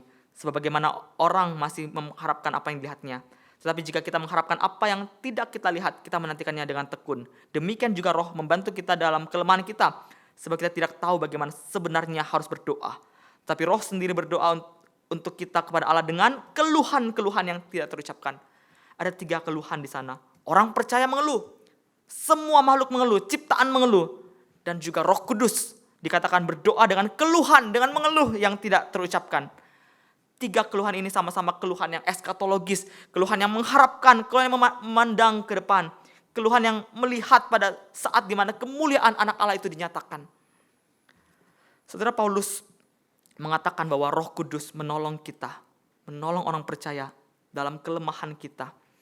Kelemahan kita hidup dalam penderitaan. Kita mengalami sakit, kita mengalami trauma, kita mengalami depresi, kita mengalami kehilangan. Paulus mengatakan bahwa kita menantikan pengangkatan kita sebagai anak. Kita menantikan saat itu. Kita menantikan pembebasan tubuh kita. Saudara, ketika Paulus berkata seperti itu, bukan berarti saat ini kita belum jadi anak ya. Tapi kita belum sepenuhnya mengalaminya. Kita belum mencapai klimaksnya dari pengharapan eskatologis itu. Kita masih menantikan saatnya. Saat-saat pengharapan itu bisa tergenapi. Kita menantikannya. Inilah yang disebut dalam teologi sebagai already but not yet. Kita sudah terima tapi belum sampai klimaksnya, belum sampai puncaknya, kita belum sampai kesempurnaannya. Dalam masa kita menanti kesempurnaan kita, ada Roh Kudus yang menolong kita dalam berdoa. Kita tidak tahu bagaimana cara kita menghadapi kesengsaraan, penderitaan, pencobaan kita. Kita tidak paham bagaimana pengalaman dalam tubuh kita yang fana ini bisa menuju kemuliaan yang Allah inginkan dalam diri kita. Kita nggak tahu. Tapi puji Tuhan, ada Roh Kudus. Roh Kudus adalah penjamin kemuliaan itu. Ia bersyafaat bagi kita. Ia berdoa bagi kita. Ia berdoa bagi orang-orang percaya menurut kehendak Allah. Sehingga Allah dapat menghasilkan kemuliaan melalui segala sesuatu yang kita hadapi. Saudara, apa maksudnya Roh Kudus mendoakan kita sesuai dengan kehendak Allah? Di ayat 27, Paulus mengatakan bahwa Allah mengetahui maksud roh. Maksud di sini, kalau kita lihat dalam versi bahasa Inggris, biasa diterjemahkan juga sebagai mindset atau pikiran. Apa itu mindset Roh Kudus? Apa itu pikiran Roh Kudus? Kita bisa melihatnya dalam ayat 6. Ayat 6 menjelaskan kepada kita bahwa keinginan roh adalah hidup dan damai sejahtera. Dan mindset itulah, pikiran itulah yang dimanifestasikan di dalam diri orang percaya melalui ketekunan mereka dalam pencobaan. Ketaatan iman mereka ini yang juga berdasarkan mindset hidup dan damai sejahtera adalah dasar dari keluhan kita sambil kita menantikan dan mengharapkan kemuliaan kekal nanti. Itu dimanifestasikan dalam doa Roh Kudus atas nama orang-orang percaya. Sehingga dapat dikatakan bahwa Roh Kudus yang punya mindset seperti Allah, mindset hidup dan damai sejahtera, itu adalah mindset itulah yang berdoa kepada Allah. Sehingga doa Roh Kudus pasti sesuai dengan kehendak Allah. Saudara, adakah engkau bersyukur akan hal tersebut? Doa Roh Kudus bersatu dengan kita. Sehingga doa Roh Kudus menjadi doa kita. Dalam perjalanan kita hidup di dunia ini, kita merindukan masa-masa pengharapan eskatologis itu tiba. Kita menantikan kapan Tuhan datang dengan penuh kemuliaannya. Kita merindukan partisipasi penuh dalam kemuliaan kekal nanti. Karena itulah tujuan kita pertama kali diciptakan. Tapi karena kita ini terbatas, karena kita ini berdosa, kita tidak tahu apa yang Allah lakukan dalam segala situasi kita. Bagaimana situasi kita saat ini bisa punya maksud untuk kekekalan nanti. Kita nggak tahu itu semuanya. kita bingung, kita khawatir, kita takut, kita tidak tahu bagaimana kita harus berdoa. Tapi puji Tuhan, ada Roh Kudus. Ketika engkau mengalami penderitaan, kesengsaraan, pencobaan, engkau bahkan tidak bisa berdoa, engkau takut, engkau khawatir, ada Allah Roh Kudus. Roh Kudus yang menerjemahkan keluhan kita akan kemuliaan. Kita menantikan kemuliaan itu karena kita hidup dalam dunia penuh penderitaan. Kita menantikan kapan Tuhan datang, kapan kita bebas dari penderitaan ini. Ada Roh Kudus yang menerjemahkan keluhan kita kepada Bapa. Betapa indahnya hal ini. Keluhan kita menjadi keluhan Roh Kudus. Doa kita menjadi doa Roh Kudus yang dinyatakan Roh kepada Bapa dalam doa-doa Roh Kudus. Dia bertindak dalam doa-doa kita. Hingga pada akhirnya kita mendapatkan kemuliaan Allah yang kita nantikan. Saudara, pola pikir Roh Kudus yang ada dalam diri kita, kiranya itulah yang menolong kita berharap akan kehidupan, akan kemuliaan masa depan nanti. Dengan demikian kita bisa tenang, kita bisa aman dalam dunia yang penuh dengan penderitaan ini. Meski kita hidup dalam dunia ini, kita punya jaminan. Kita percaya bahwa apapun yang kita alami mendatangkan kebaikan. Kenapa? Karena Roh Kudus berdoa bagi kita. Firman Tuhan dalam Roma 8 ayat 28 yang sangat terkenal, yang mungkin sebagian kita hafal berkata seperti ini. Kita tahu sekarang bahwa Allah turut bekerja dalam segala sesuatu untuk mendatangkan kebaikan bagi mereka yang mengasihi Dia, yaitu bagi mereka yang terpanggil sesuai dengan rencana Allah. Doa Roh Kudus yang menurut kehendak Allah berarti bahwa Ia bersyafaat bagi kita sesuai dengan karakter, sesuai dengan natur, sesuai dengan tujuan Allah. Dan Dia bukan hanya bersyafaat bagi kita, tapi Dia juga bertindak untuk mewujudkan doa-doanya dalam hidup kita. Segala sesuatu yang kita alami, penderitaan yang kita alami, kesulitan yang kita alami, yang kita menantikan saat-saat kekekalan itu terjadi, kita percaya bahwa segala sesuatu itu mendatangkan kebaikan. Kita bisa tenang karena itu. Kita bisa tenang karena Dia, di dalam Dia, segala sesuatu yang buruk, yang kita pikir buruk, itu mendatangkan kebaikan. Tuhan bekerja melalui itu semua menjadikan kita serupa dengan gambar Yesus dan membawa kita ke dalam kemuliaan kekal nanti. Saudara, bagaimana dengan kehidupan doamu sekarang? Apakah engkau sedang berada dalam kondisi di mana engkau sulit untuk berdoa? Apakah itu mungkin karena penderitaanmu? Apakah engkau mungkin baru saja mengalami kehilangan orang-orang yang engkau kasihi? Apakah engkau sedang takut akan masa depanmu? Apakah engkau sedang bingung, bimbang karena engkau sedang dalam tahap di mana engkau harus mengambil keputusan yang begitu besar dan mempengaruhi kehidupanmu? Engkau mungkin datang kepada Tuhan, tapi engkau sulit berkata-kata karena beratnya pergumulanmu. Mungkin pergumulanmu buat engkau ketika datang kepada Tuhan, engkau hanya bisa diam dan meneteskan air mata.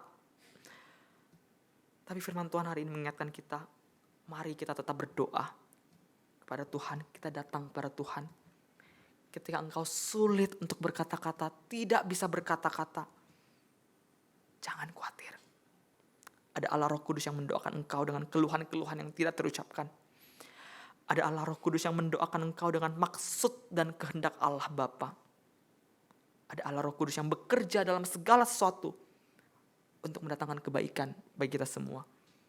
Doa Roh Kudus menjadi doa kita. Keluhan kita menjadi keluhan Roh Kudus. Mari datang kepada Dia. Firman Tuhan berkata bahwa Allah kita itu memahami hati kita. Dia menyelidiki hati nurani kita. Dia tahu pergumulanmu. Mari datang pada Dia. Dan biarlah firman Tuhan hari ini menguatkan kita dan menjadikan kita pendoa-pendoa yang setia. Allah Roh Kudus menolong kita berdoa. Dan Allah Roh Kudus juga mendoakan kita. Amin. Saudara, mari dalam waktu 1-2 menit ini kita berdoa secara pribadi kepada Tuhan. Kita datang kepada Tuhan dengan keluhan-keluhan kita. Mungkin kau sulit untuk berdoa, tapi datanglah pada Tuhan. Dan percayalah, ada Roh Kudus yang mendoakan engkau. Sambil pemain musik mengiringi kita dalam pujian, kita berdoa pada Tuhan secara pribadi.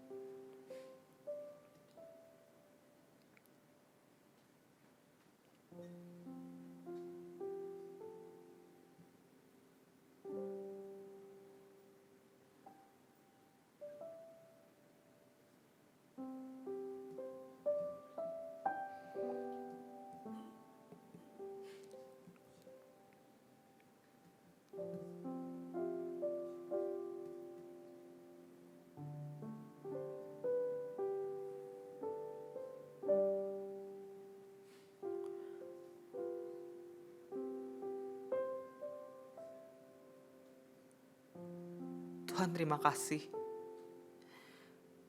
Karena dalam kehidupan kami di dunia ini, kami yang terbatas, kami tidak bisa memahami Engkau. Ada Roh Kudus yang paham dengan Engkau, yang ada dalam hidup kami yang berdoa kepada Engkau. Dalam perjalanan kami dalam dunia yang penuh dengan kesulitan, kesengsaraan, penderitaan ini, kami percaya bahwa kami tidak sendiri. Ada Allah Roh Kudus yang hidup dalam hati kami, yang senantiasa berdoa bagi kami. Kami percaya bahwa segala sesuatu yang kami alami dalam dunia ini, beratnya hidup kami, kesulitan kami, pergumulan kami, mungkin ada sebagian dari kami yang baru saja kehilangan orang-orang yang kami kasihi. Tapi kami percaya bahwa ada Allah Roh Kudus yang hidup dalam hati kami, mendoakan kami, sehingga segala sesuatu yang kami alami itu mendatangkan kebaikan bagi kami. Thank you Tuhan, thank you. Kami bersyukur untuk firman-Mu hari ini yang menghibur kami, menguatkan kami. Dan biarlah firman Tuhan hari ini bisa menjadikan kami menjadi orang-orang yang semakin punya pengharapan dalam Engkau. Demi Yesus kami berdoa. Amin. Saya serahkan kepada Musa Daniel.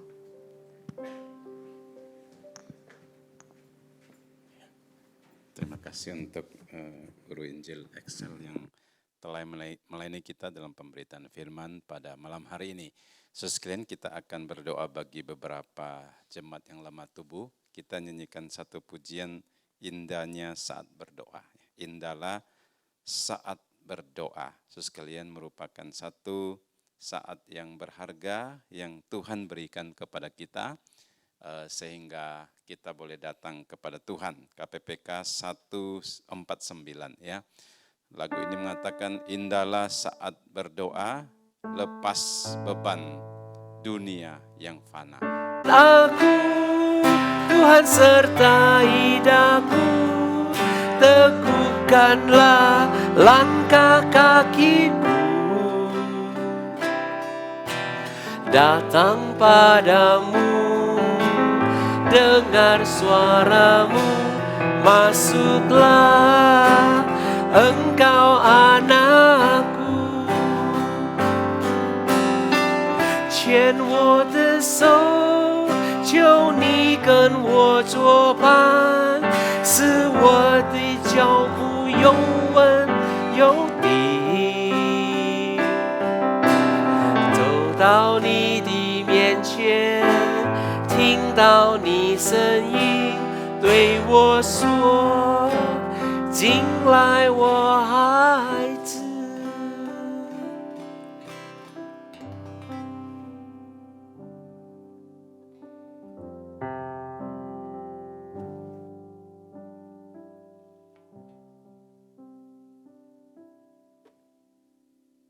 Ya, mari kita bersatu dalam doa. Tuhan, tuntunlah setiap kami melalui firman-Mu, Tuhan. Kami butuh firman-Mu yang menerangi setiap jalan kami, setiap langkah kami, Tuhan. Oh Tuhan, kami butuh Engkau berbicara kepada kami. Dan Engkau pakai hamba-Mu yang hina ini, hamba-Mu yang terbatas, hamba-Mu yang berdosa ini, Engkau layakkan untuk bisa menyampaikan firman-Mu, Tuhan. Firman yang hidup, firman yang benar, firman yang kudus ini, Tuhan. Terima kasih Tuhan, terima kasih. Kami menyerahkan waktu ke depan dalam tangan Tuhan, mohon Tuhan yang berkati. Ini doa kami, demi Yesus kami berdoa. Amin. Ya, Sekali lagi saya mengucapkan shalom. Saya bersyukur ya ada komunitas pendoa-pendoa di GKY Peak. Kalau tidak ada komunitas pendoa, gereja saya pikir juga nggak bisa jalan gitu ya. Gereja butuh ditopang dengan dukungan doa-doa kita semua. Dan saya bersyukur kalau ada orang-orang yang senantiasa setiap Rabu bisa datang berkumpul bersama-sama berdoa di tempat ini. Sungguh indah. Sungguh adalah waktu yang indah kalau tiap Rabu kita bisa bersekutu dalam doa-doa kita di hadapan Tuhan. Saya menikmati sekali pujian-pujian yang kita naikkan, doa-doa yang kita naikkan juga kepada Tuhan, baik doa untuk bangsa dan negara, doa untuk gereja, dan nanti juga doa untuk orang-orang sakit. Sungguh adalah kesempatan yang indah. Hari ini kita akan melanjutkan tema kita mengenai doa syafaat. Kalau 2 minggu lalu, Lauseria menyampaikan panggilan bagi orang percaya untuk menjadi pendoa syafaat, untuk menjadi pengantara bagi orang-orang lain untuk berdoa kepada Allah melalui doa-doa syafaat. Minggu lalu juga Musa Abadi juga menyampaikan bahwa Tuhan Yesus adalah the ultimate intercessor. Dia adalah pengantara yang paling ultima. Dan hari ini kita akan melanjutkan dengan tema The Spirit Intercede Us, atau kalau dalam bahasa Indonesia saya bisa terjemahkan Roh Kudus mendoakan kita. Mari kita buka Alkitab kita dalam Roma pasal 8 ayat 26 sampai 27. Roma 8 ayat 26 sampai 27. Saya akan bacakan bagi kita semua. Roma 8 ayat 26 sampai 27, demikianlah firman Tuhan. Demikian juga Roh membantu kita dalam kelemahan kita. Sebab kita tidak tahu bagaimana sebenarnya harus berdoa, tetapi Roh sendiri berdoa untuk kita kepada Allah dengan keluhan-keluhan yang tidak terucapkan. Dan Allah yang menyelidiki hati nurani mengetahui maksud Roh itu bahwa Ia sesuai dengan kehendak Allah berdoa untuk orang-orang kudus. Amin. Saudara, ketika kita percaya pada Tuhan Yesus, Alkitab mengatakan bahwa Roh Kudus itu diam di dalam hidup kita orang percaya. Atau kalau kita menggunakan bahasa Paulus mengatakan bahwa tubuh kita, tubuh orang percaya adalah bait Roh Kudus. Roh Kudus tinggal bertabernakel dalam hidup orang percaya. Untuk apa, saudara? Firman Tuhan mengatakan bahwa salah satu tugas atau alasan kenapa Roh Kudus tinggal dalam hidup kita ialah untuk membenarkan bahwa orang percaya adalah milik Tuhan, bahwa orang percaya adalah ahli waris Allah. Roh Kudus memberikan kita hidup dan menjadikan kita anak Allah. Suatu saat nanti kita akan dimuliakan bersama dengan Kristus, dan Roh Kudus itulah menjadi tanda, menjadi jaminan bahwa kita ini adalah milik Allah, bahwa kita ini adalah anak-anak Allah. Selain itu dalam bacaan kita dikatakan bahwa Roh Kudus juga membantu kita dalam kelemahan kita. Di sini dikatakan bahwa Roh Kudus mendoakan kita kepada Allah. Mungkin ini terkesan aneh. Ada mungkin yang bertanya bahwa, Roh Kudus bukankah juga Allah? Bagaimana mungkin Allah bisa berdoa kepada Allah? Bukankah Roh Kudus adalah Allah dan Bapa adalah Allah? Bagaimana Allah bisa mendoakan manusia kepada Allah? Dan kalau kita belajar dalam teologi proper Allah Tritunggal, kita tahu bahwa Allah Bapa dan Allah Roh Kudus adalah satu kesatuan. Bagaimana mungkin mereka yang bersatu itu bisa Allah Roh Kudus berdoa kepada Allah Bapa?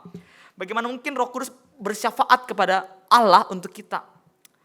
Mungkin ini bagian yang cukup sulit dan saya harap melalui penjelasan saya hari ini bisa kita mengerti. Kita akan perlahan-lahan belajar mengenai bagian ini. Dan kiranya firman Tuhan ini bisa menghibur kita, bisa menguatkan kita. Saudara, kita yang adalah manusia, kita itu diciptakan, kita itu terbatas, dan kita itu berdosa. Kalau pakai bahasanya pendeta Stephen Tong, dia pernah mengatakan bahwa manusia itu ada 3 tit.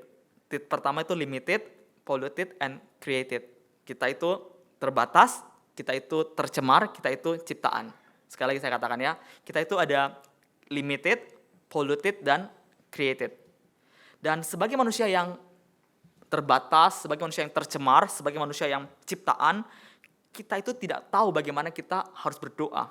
Kita seringkali mengatakan dalam pertemuan-pertemuan, atau mungkin dalam persekutuan doa, kita seringkali mengatakan bahwa doa itu adalah nafas orang percaya.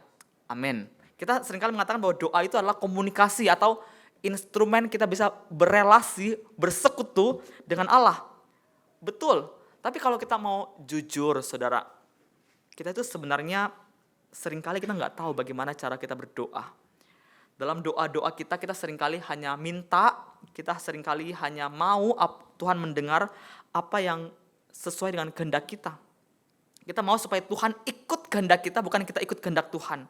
Dengan demikian dalam doa-doa kita seringkali mengatakan, Tuhan jadilah kehendakku, bukan jadilah kehendakmu. Dan firman Tuhan hari ini dengan jelas mengatakan bahwa kita itu tidak tahu bagaimana harus berdoa.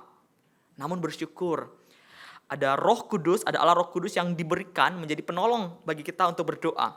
Dia menolong kita untuk berdoa. Dia menolong kita untuk menyampaikan isi hati kita, sehingga isi hati kita bisa sesuai dengan kehendak Allah.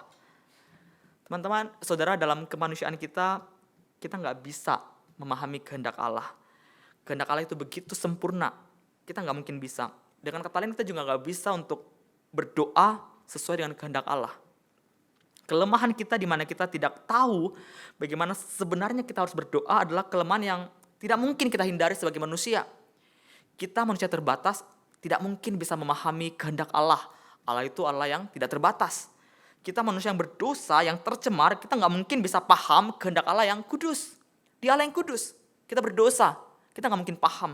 Kita manusia yang ciptaan, kita dicipta, kita nggak mungkin bisa paham dengan jelas kehendak Tuhan yang adalah pencipta, yang adalah creator kita. Oleh karena itu Paulus tidak mengatakan seperti ini. Oh, kalau kamu nggak bisa mengetahui kehendak Allah, kamu itu harus berusaha untuk minta wahyu Tuhan, berusaha memahami kehendak Allah. No, justru Paulus mengatakan bahwa kita emang nggak bisa melakukan itu, maka ada Roh Kudus yang sebagai jalan keluar. Roh Kudus yang akan menolong kita dalam kelemahan kita. Dialah yang akan mendoakan kita.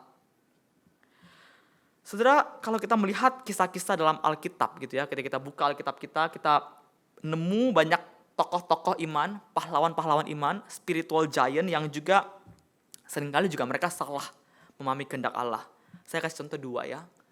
Kalau kita lihat pertama itu saya kasih contoh Paulus dalam 2 Korintus pasal yang ke-12. Di sana dia berdoa kepada Tuhan supaya Tuhan mengambil duri dalam daging.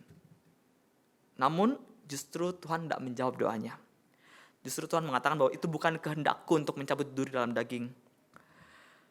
Tapi kehendak Tuhan ialah supaya Paulus bisa mengalami kuasa Tuhan, dan dikatakan kuasa Tuhan yang menjadi sempurna dalam kelemahan-kelemahan Paulus.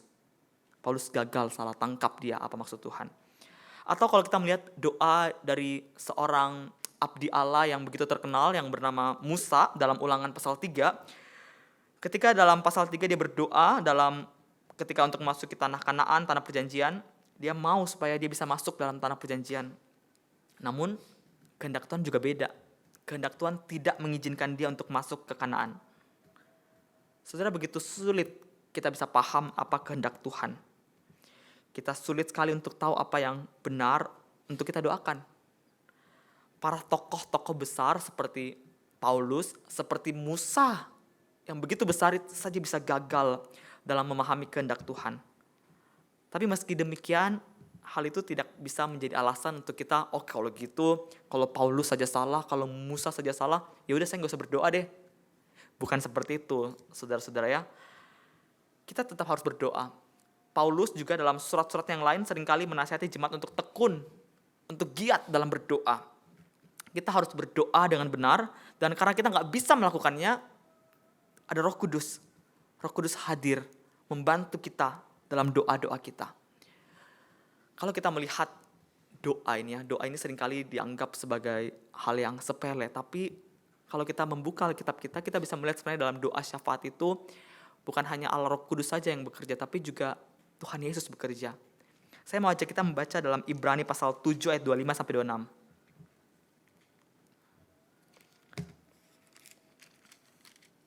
Ibrani pasal 7 ayat 25 sampai 26. Di sana kita akan mendapatkan informasi bahwa Yesuslah juga berdoa di sorga bagi kita. Bukan hanya Roh Kudus yang berdoa, tapi Yesus juga berdoa. Saya bacakan ya, pasal 7 ayat 25 sampai 26. Surat Ibrani. Dikatakan karena itu Yesus ia sanggup juga menyelamatkan dengan sempurna semua orang yang oleh dia datang kepada Allah. Sebab ia hidup senantiasa untuk menjadi pengantara mereka. Ia hidup menjadi pengantara mereka. Sebab imam besar yang demikianlah yang kita perlukan, yaitu yang saleh, tanpa salah, tanpa noda, yang terpisah dari orang-orang berdosa, dan lebih tinggi daripada tingkat surga. Dan juga kita melihat dalam pasal 9 ayat 24, dalam surat yang sama, surat Ibrani, dikatakan seperti ini. Sebab Kristus bukan masuk ke dalam tempat kudus buatan tangan manusia yang hanya merupakan gambaran saja dari yang sebenarnya, tetapi ke dalam sorga sendiri untuk menghadap hadirat Allah guna kepentingan kita. Dalam dua bagian itu kita melihat bahwa Yesus juga bersyafaat bagi kita di sorga demi kepentingan kita. Dan Roh Kudus, kalau Yesus di sorga bersyafaat, Roh Kudus dalam hidup kita juga berdoa bagi kita. Jadi kita melihat dalam doa ini ada peran Allah Tritunggal yang bersinergi untuk berdoa bagi kita. Yesus berdoa kepada Bapa di sorga, dan Roh Kudus juga berdoa kepada Bapa bagi kita dalam hati kita, dalam hidup kita.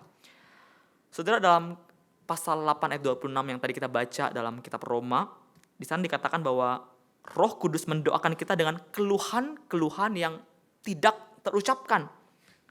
Apa maksudnya dengan keluhan yang tidak terucapkan? Saudara, frasa tidak terucapkan itu berasal dari bahasa Yunani alaletois. Dan kata ini kata yang sulit. Kenapa kata yang sulit? Karena kata ini hanya muncul satu kali dalam Alkitab. Tidak muncul lagi di bagian Alkitab lainnya. Jadi kita nggak bisa punya perbandingan. Kata ini apa maksudnya? Kata ini hanya muncul dalam Roma pasal 8 ayat 26.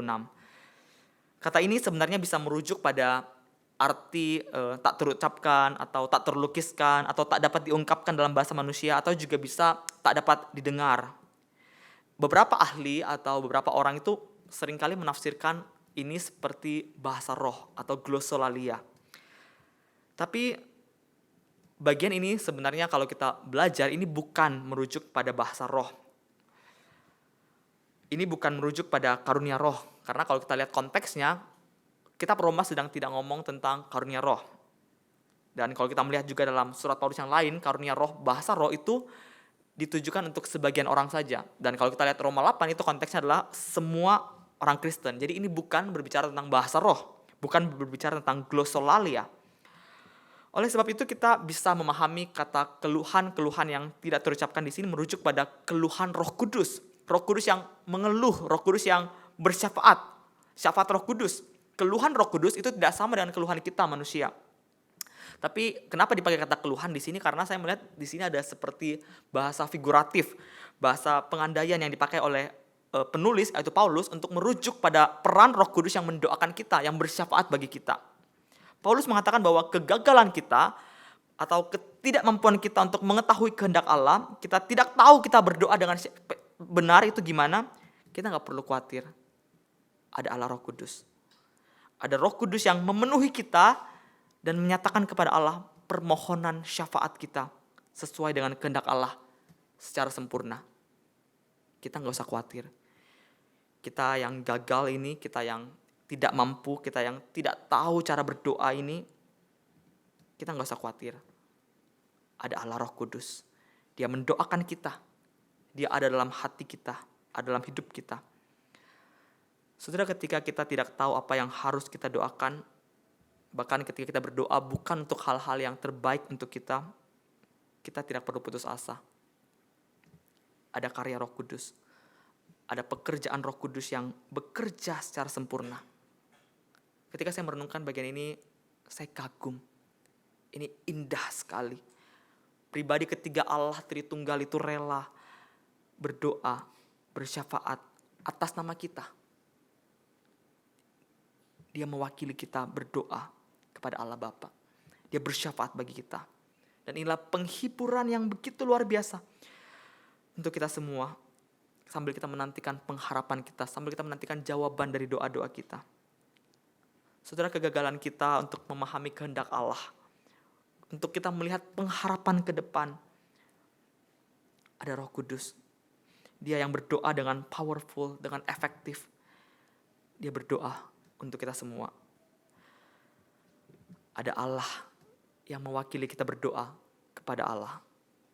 Kita bersyukur sekali karena ada Roh Kudus yang berdoa, sehingga doanya, doa Roh Kudus menjadi doa kita. Dan ini bisa terjadi karena dia ada dalam hidup kita. Dia dikatakan berdiam dalam orang percaya. Saudara, peran Roh Kudus dalam mendoakan kita nggak bisa lepaskan dari karyanya yang lebih esensial. Paulus dalam surat Roma menunjukkan bahwa Roh Kudus adalah materai, adalah jaminan, adalah cap, adalah tanda bagi orang percaya untuk menerima kemuliaan kekal. Ketika nanti kita berjumpa dengan Allah, apa jaminannya bahwa kita ini orang percaya? Apa jaminannya bahwa kita diselamatkan? Jaminannya adalah Roh Kudus yang tinggal dalam hidup kita, yang tinggal dalam hati kita, yang membawa kita pada kemuliaan kekal. Dan bukan hanya kekekalan nanti, dalam kita menghidupi dunia ini, dia juga adalah agen. Agen untuk apa, saudara? Agen yang membawa kita kepada kemuliaan itu nanti.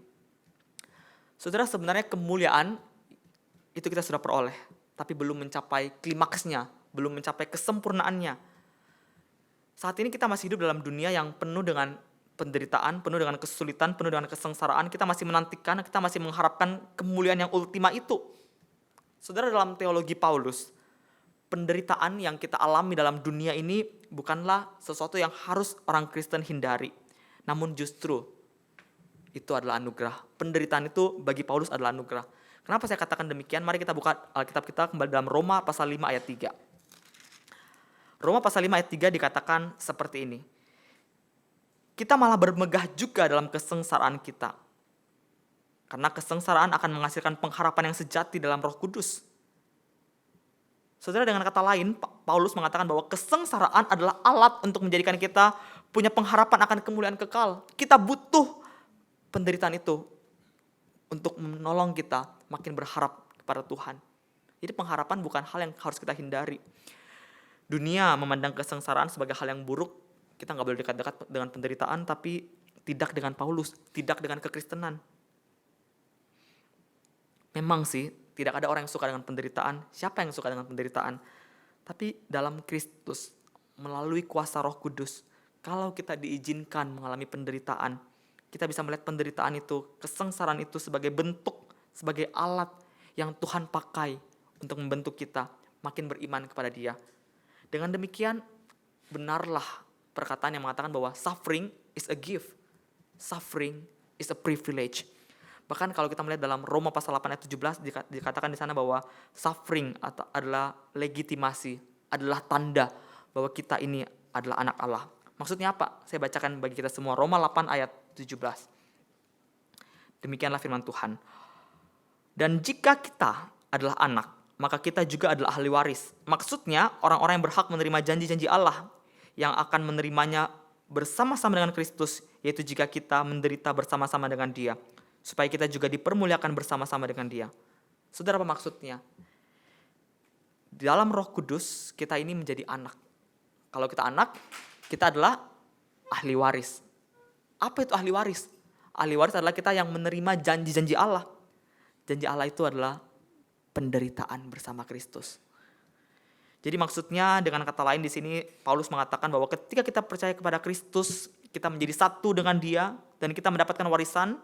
Warisannya adalah penderitaan bersama Kristus. Dan juga nanti kita akan dimuliakan bersama Kristus.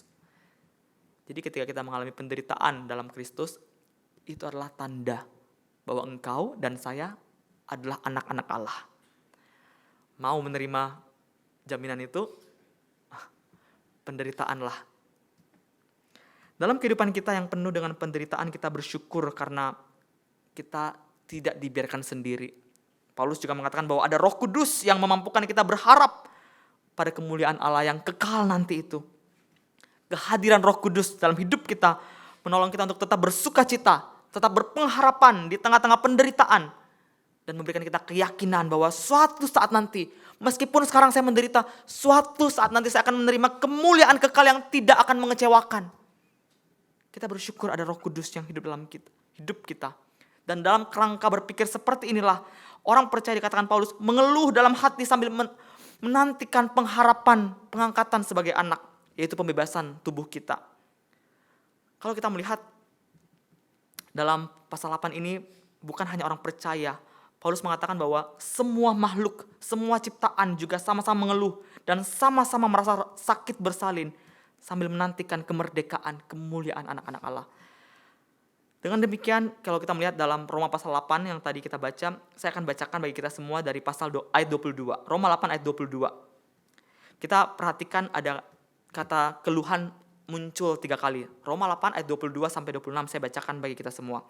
Sebab kita tahu bahwa sampai sekarang segala makhluk sama-sama mengeluh dan sama-sama merasa sakit bersalin. Dan bukan hanya mereka saja, tetapi kita adalah orang percaya, kita yang telah menerima karunia sulung roh, kita juga mengeluh dalam hati kita sambil menantikan pengangkatan sebagai anak, yaitu pembebasan tubuh kita. Sebab kita diselamatkan dalam pengharapan, tapi pengharapan yang dilihat bukan pengharapan lagi. Sebab bagaimana orang masih mengharapkan apa yang dilihatnya. Tetapi jika kita mengharapkan apa yang tidak kita lihat, kita menantikannya dengan tekun. Demikian juga roh membantu kita dalam kelemahan kita. Sebab kita tidak tahu bagaimana sebenarnya harus berdoa. Tapi roh sendiri berdoa untuk kita kepada Allah dengan keluhan-keluhan yang tidak terucapkan. Ada 3 keluhan di sana. Orang percaya mengeluh. Semua makhluk mengeluh, ciptaan mengeluh. Dan juga Roh Kudus dikatakan berdoa dengan keluhan, dengan mengeluh yang tidak terucapkan. 3 keluhan ini sama-sama keluhan yang eskatologis, keluhan yang mengharapkan, keluhan yang memandang ke depan, keluhan yang melihat pada saat di mana kemuliaan anak Allah itu dinyatakan. Saudara, Paulus mengatakan bahwa Roh Kudus menolong kita, menolong orang percaya dalam kelemahan kita. Kelemahan kita hidup dalam penderitaan. Kita mengalami sakit, kita mengalami trauma, kita mengalami depresi, kita mengalami kehilangan. Paulus mengatakan bahwa kita menantikan pengangkatan kita sebagai anak. Kita menantikan saat itu. Kita menantikan pembebasan tubuh kita. Saudara, ketika Paulus berkata seperti itu, bukan berarti saat ini kita belum jadi anak ya. Tapi kita belum sepenuhnya mengalaminya. Kita belum mencapai klimaksnya dari pengharapan eskatologis itu. Kita masih menantikan saatnya. Saat-saat pengharapan itu bisa tergenapi. Kita menantikannya. Inilah yang disebut dalam teologi sebagai already but not yet. Kita sudah terima tapi belum sampai klimaksnya. Belum sampai puncaknya. Kita belum sampai kesempurnaannya. Dalam masa kita menanti kesempurnaan kita, ada Roh Kudus yang menolong kita dalam berdoa. Kita tidak tahu bagaimana cara kita menghadapi kesengsaraan, penderitaan, pencobaan kita. Kita tidak paham bagaimana pengalaman dalam tubuh kita yang fana ini bisa menuju kemuliaan yang Allah inginkan dalam diri kita. Kita nggak tahu. Tapi puji Tuhan, ada Roh Kudus. Roh Kudus adalah penjamin kemuliaan itu. Ia bersyafaat bagi kita. Ia berdoa bagi kita. Ia berdoa bagi orang-orang percaya menurut kehendak Allah. Sehingga Allah dapat menghasilkan kemuliaan melalui segala sesuatu yang kita hadapi. Saudara, apa maksudnya Roh Kudus mendoakan kita sesuai dengan kehendak Allah? Di ayat 27, Paulus mengatakan bahwa Allah mengetahui maksud roh. Maksud di sini, kalau kita lihat dalam versi bahasa Inggris, biasa diterjemahkan juga sebagai mindset atau pikiran. Apa itu mindset Roh Kudus? Apa itu pikiran Roh Kudus? Kita bisa melihatnya dalam ayat 6. Ayat 6 menjelaskan kepada kita bahwa keinginan roh adalah hidup dan damai sejahtera. Dan mindset itulah, pikiran itulah yang dimanifestasikan di dalam diri orang percaya melalui ketekunan mereka dalam pencobaan. Ketaatan iman mereka ini yang juga berdasarkan mindset hidup dan damai sejahtera adalah dasar dari keluhan kita sambil kita menantikan dan mengharapkan kemuliaan kekal nanti. Itu dimanifestasikan dalam doa Roh Kudus atas nama orang-orang percaya. Sehingga dapat dikatakan bahwa Roh Kudus yang punya mindset seperti Allah, mindset hidup dan damai sejahtera, itu adalah mindset itulah yang berdoa kepada Allah. Sehingga doa Roh Kudus pasti sesuai dengan kehendak Allah. Saudara, adakah engkau bersyukur akan hal tersebut? Doa Roh Kudus bersatu dengan kita. Sehingga doa Roh Kudus menjadi doa kita. Dalam perjalanan kita hidup di dunia ini, kita merindukan masa-masa pengharapan eskatologis itu tiba. Kita menantikan kapan Tuhan datang dengan penuh kemuliaannya. Kita merindukan partisipasi penuh dalam kemuliaan kekal nanti. Karena itulah tujuan kita pertama kali diciptakan.